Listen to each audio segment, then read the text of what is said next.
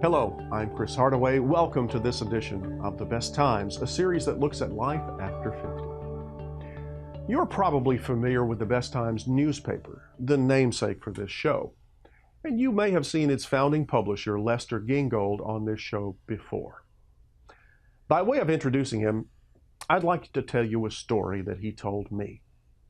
Last year, when Lester was just 94 years old, he was looking out the window of his home, watching cars speeding up and down the street. Now, he lives in a quiet East Memphis neighborhood on a relatively narrow street with no sidewalks. Lester saw a problem and knew that he was the man to fix it. The answer was speed bumps, but the city requires 75% of the residents within the neighborhood to approve the installation. So for 2 months, Lester went door to door, petition in hand, making his case for speed bumps to every resident. In the end, 100% of his neighbors signed his petition. I'd like you to meet Lester Gingold.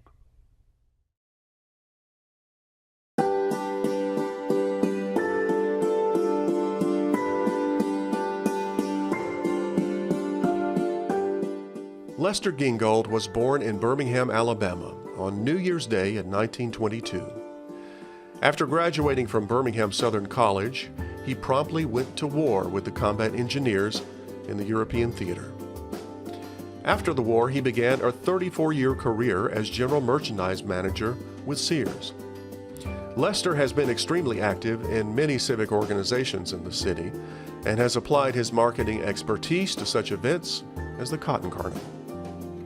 At age 59, with a successful business career behind him, he retired from Sears, but that didn't last long. The commercial appeal coaxed him to become advertising director for the paper, a position he occupied for 13 years. His second retirement at age 72 didn't last long either. He took over the reins of a publication called Active Times, which soon became The Best Times, and was not just his encore career, but was, and still is, his passion. Lester, you've spent probably the last 2 or 3 decades dealing with aging issues. I can't think of a better expert on aging here locally, but tell me, what do you think the challenges are that we face as a country and as an aging population? Well, I think the challenges have never been greater than they are today. If we look at the demographics, we're the fastest growing segment of the population. And especially those who are the oldest old, which is now those 85 and older, which I now qualify for, become even more interested. In fact, it's interesting, your question to begin with is something that I'd plan to perhaps go to the new president and say, I think we need to do more than we did with the White House Conference on Aging. I attended that, which takes place every decade. John Kennedy started that. He said we would call the people to Washington and discuss the aging issues because this is going to be a problem for the future. And that's John Kennedy speaking. The challenges for the aging is the fact that we talk about friendly communities, friendly places to live. The challenge is to fight ageism. Well, how do we make our community a friendlier place?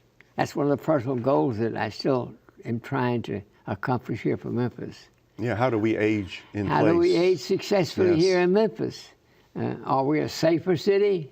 Are we a city that has mobility problems taken care of so the aging can get around as they need to? Do we have problems of ageism? Do we have problems of financial literacy that aging people don't understand? We have all these challenges for the aging, and what kind of an operation, what kind of a city do we have? I think I'm going to probably ask the mayor if he would set up here in Memphis and bring in the mayors of all the surrounding towns, go as far as Jackson for that matter, or others, and say, let's make this a friendly city for the future, and what we can do in the field of aging, and bring in those experts that we can get nationally as well as regionally and locally, and make plans for Memphis for the next 10, 15, and 20 years And those are plans that has to be made. I get the sense from you that you feel like we haven't done enough as a city, as a state, right. as a country. We certainly haven't done enough as far as I'm concerned. What one area would you identify that more than any other that we should work on? I would guess the fact that of lifetime learning, people in there, I didn't even want to be identified as a senior when I started when I was 50 or 60 or 70 years old. Well, of course not. But people in senior centers today are those who are probably in their 70s and 80s. They're not those in the 50s or 60s, and we're still talking retirement. But the challenges for those people to have successful and graceful aging becomes a significant thing. I think back to my own life into when I really felt most significant in the changes in my life. I retired my first job. I was 59 years old. I took an early retirement from Sears. I'd been there 34 years. So then I had a call from the Commercial Appeal. They said, Lester, we'd like you to come down as a consultant. After 2 or 3 weeks, I was called into the publisher's office. He said, Lester, we'd like to make you advertising manager. I said, I thought I was just going to be here as a consultant. He said, well, we'd like you to be the advertising manager. And I said, that sounds all right to me. So I started with that. And then maybe a year later, he came back to me, Lester, we'd like to make you advertising director, responsible for all the revenue. Now, at that time, I'm 65, 60 years old. And I said, that's even more exciting. Let me ask you about retirement, because you did have, as you just outlined, many opportunities to retire, but you never did. Why did you choose to keep on working? Because I have a philosophy that you have to have a challenge every day and every moment you wake up in the morning. And you have to have something to do. And something can be productive and make you feel like you're meeting a challenge for the day. And every single day that I have awakened, I had something to do and a challenge to get it done. And I felt this was significant in my first career, my second career. So then I got a call from MIFA. And at the time they said, Lester, we have a little publication here called Active Times. Can you come over and tell us what to do with it? I said, listen, I know all about it. I know all about all media. I've been studying every single publication for years. And I said, I think I'd have an interest in it. So with that, I went with Barney Dubois at the business newspaper, and we bought it, started Active Times. And that was the beginning of the best times. We did that. For how many years did you do that? Well, that was 18 years. When I started that and began that career, I felt it was necessary to understand aging and gerontology. And I started my study of gerontology at that time. So that gave me the initial purpose of learning something in a new field. So even though it was journalism, it gave me an opportunity to learn something new and different. And I started my study of gerontology, which is different than geriatrics, as you know. But gerontology is something I started studying then. And I guess I became, quote, an expert because I was one of the few people doing just that. Yes. Now, you finally did retire from the best times. What age were you when you retired? Well, that's interesting. I don't think I retired then. You're not going to admit to retiring? Well, I was thinking about retiring, and I was 91 years old. And I guess the most productive time I had was maybe the last decade of my life. People say that you start getting dull at 80. I don't believe it. So here I was at 91, still going strong, getting to work every day at 8 o'clock, beating everybody there, being there on Saturdays, sometimes on Sundays, and really being involved in it. And then one day, I was going to a meeting of retirement village, and there I tripped, fell, and broke my shoulder. When that happened, all of a sudden, I couldn't get to the office the next day or the next week, and I started my rehab. And that kind of forced me into the point, well, maybe it is time that I need to slow down a little bit, and that's what happened. And so then I was 91 years old, 92 at the time, and when I finally retired from that. So now we're almost into the third year. Yeah, you're 3 years into retirement. What's it like? What's retirement like? Well, as long as you have purpose every day, still, it's all right. How do you find that? But if you don't have purpose, retirement is a horrible time in life. What's the purpose for you in retirement? The purpose of me is to have goals and to meet them. For example, in driver safety, in addition to that, I had felt that the fact that Memphis was, I think, the 6th or 7th highest pedestrian fatality rate in America. Why? And then I thought, as I looked around and tried to cross the street with my cane, with the signal changing so rapidly, I said, there's something wrong here. So it became a challenge to me. But at that time, I felt it was perhaps unsafe for me to drive. So with that, I started my research, finding every day what was happening in the field of aging to people who could no longer drive. That, to me, has been one of the most difficult things that have happened to me, more than retirement, just giving up the keys to the car. Yes, it's hard. It's hard.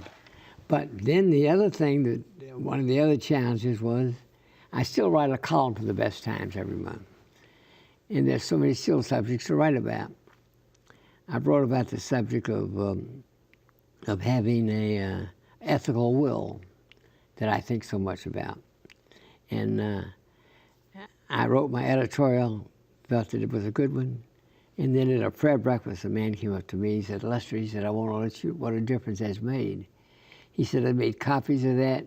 He said, every member of my family, even those who are 30 and 40 years old, are now writing ethical wills. Gosh, if you don't think that made me feel like I've accomplished something, it did, and it gave me another challenge. So what's my challenge for tomorrow?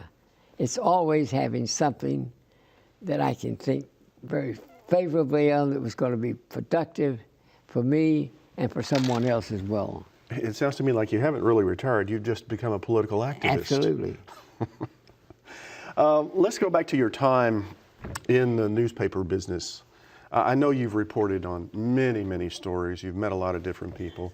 Who are the big stories? Who are some of or what are the big stories? Well, one of the big stories was when John Glenn went into space for the second time. John Glenn, you know, as an older man, this was a major news story. He was the first man, you know, that was in space. Mm-hmm. So when I heard that he was going, I said, gosh, how can I get approval for coverage of that event? So I made it early, made contacts, and I got approved as a member of the press to attend the liftoff for John Glenn.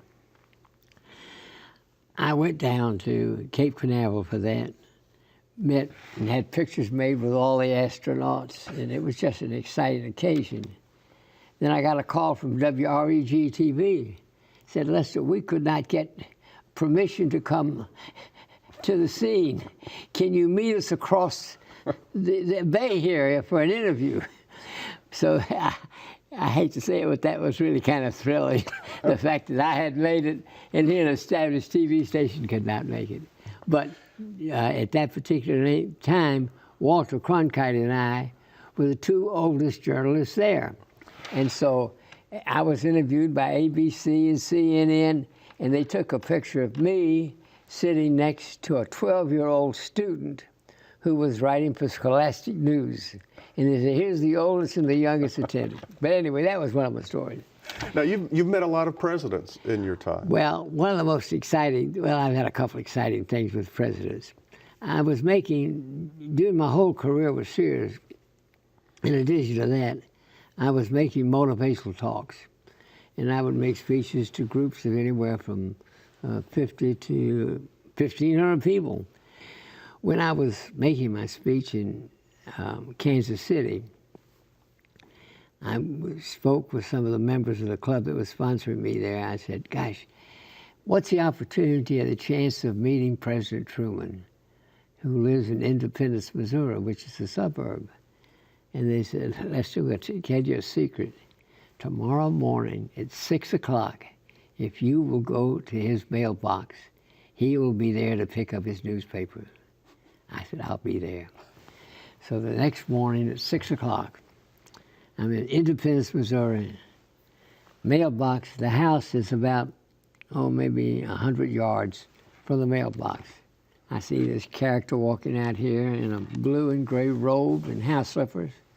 He gets to the corner, and I hand him the newspaper. I said, "Here, Mr. President, your paper." He laughed. He said, "Who are you?" And I said, I'm Lester Gingold, who is President Truman. I said, "I'm here to make a speech tonight to 1,500 people." And I thought, since you're an old retailer, you could tell me some successful things to tell them about how to sell. He laughed. He said, "Tell them to be honest. Tell them to be sincere. Tell them just to mean what they say." He said, "Now, I'd invite you in for coffee, except Margaret's still asleep. So you come back sometime." That was one visit. You know, that is, as you were telling that, it occurred to me, that's a scene that could never happen today. Never. Right. Well, I mean, what president goes out to the mailbox to pick up his That's newspaper right. these days? So. Well, the other thing with the president was Lyndon Johnson.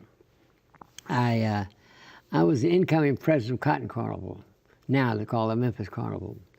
And I wanted to do something very special. And I said, it'd be very interesting if we could get some tie-in with the president to come to Memphis for the carnival. Well, everybody said, "Well, that's impossible." I said, "Well, maybe we could take the king and queen to the White House." They said, "That's impossible too." I said, "No, it's not." So I worked on that with the senators and the governor. Buford Ellinger was governor at the time. And I worked out a deal to arrange for the king and queen of Carnival to visit the Oval Office in Washington. Well, that was set up for 2 or 3 months in advance. We get to Washington for this meeting in the Oval Office. We're at the Madison Hotel. We're gathered around with the king and queen of Carnival and their parents. So there we are, and the Secret Service comes by to interview us. They wanted to make sure that all would be safe and secure. And I said, "And by the way," I said to them, "you know the king and queen will be in costume." They said, "Oh, no. No one goes to the Oval Office in costume." I said, "Well, that spoils the whole trip." I said, "Unless we have the king and queen in costume with the president, there's no photo opportunity there." So finally, after 2 hours, they finally got permission for the king and queen to go to the Oval Office. So the next day, we go to the Oval Office. The king and queen are there in their beautiful costumes, and we're waiting for the president to walk in. So they came in, took our pictures. We had the king and queen there. And then Lyndon turns to me and he said, "Lester," he said, "we got a special speaker today at the joint sessions of Congress, General Westmoreland. He's just returned and is going to be speaking. Would you like to go and take a couple people?" I said, "You bet I would." And he said, "Who?" I said, "The king and queen." And with that, he picks up the phone. He says, "Get a car here for Mr. Gingold." So I go downstairs, the king and queen in costume. We go to Congress. They put us on the front row of the balcony where normally the president's wife and other dignitaries normally sit. So here I'm sitting with these two people in beautiful costumes, and all the congressmen and senators are looking up, and Westmoreland's about to speak. Well, Westmoreland makes his talk. And with that, I took the king and queen to the floor of Congress. Everyone wanted their pictures taken with them. All the senators, all the congressmen. They didn't care what country they came from. They wanted their pictures taken with the king and queen. So that's 2 of my president stories. Is there a favorite story that you've reported on in your career? I guess perhaps the story that wrote and kept most attention, and believe it or not, still gets attention today. It was 1945, October. I was in Mannheim, Germany, awaiting reassignment. This is World War II now. Awaiting reassignment, I didn't know where I would be going to. And someone came to my room and said, Lester, there's been a serious accident up at the corner. And it looks like beside the stars on the side of the car, it must be a general. I had never taken pictures before in my life. I turned to a fellow, I said, do you have a camera? He said, I got a Brownie here. I said, loan it to me.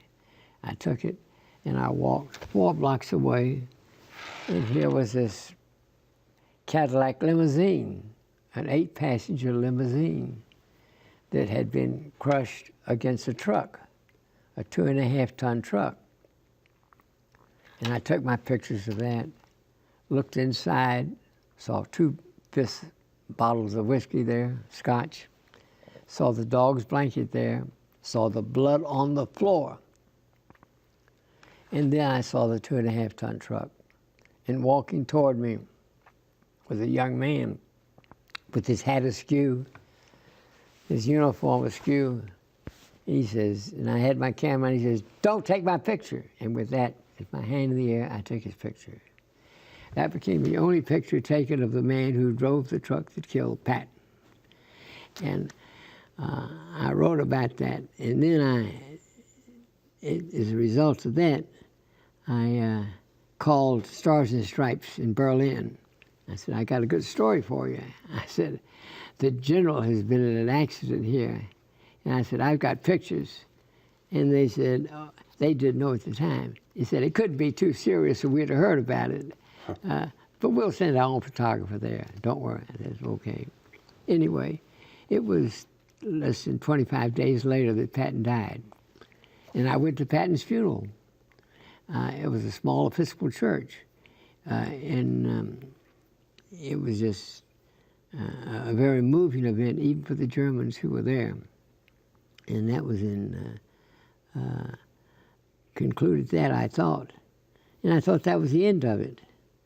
Well, they started writing books about the death of Patton and how this perhaps had been an assassination. And there had been literally 100 books that had been written on this subject. But one of the books that was written about 10 years ago contacted me. They had heard about the fact that I was there and asked for permission to use those pictures in the book. And I said, well, those pictures are now in the Patton Museum in Los Angeles. I said, well, I'll give you permission to use them. So the book was published called Target Patton.